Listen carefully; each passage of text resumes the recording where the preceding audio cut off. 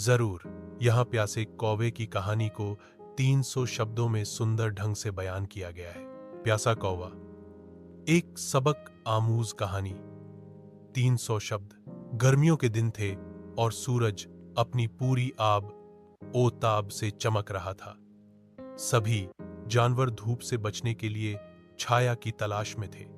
एक कौवा बहुत देर से उड़ता फिर रहा था। वह बहुत ज्यादा प्यासा था।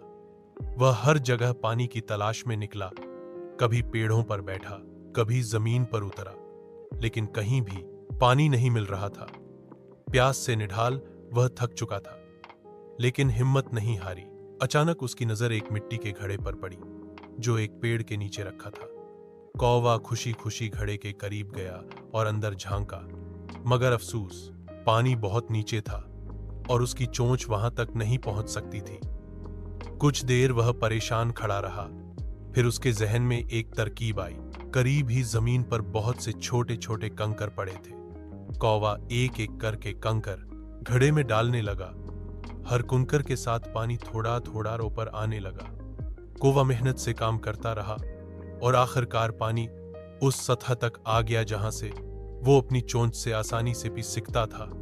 उसने जी भर के पानी पाया, कौन सी सांस ली और खुशी खुशी उड़ गया। सबक, यह कहानी हमें सिखाती है कि अगर हम अक्ल और मेहनत से काम लें तो कोई भी मुश्किल आसान हो सकती है। हिम्मत और सब्र कामयाबी की कुंजी है। कौवा थका जरूर, मगर हार नहीं।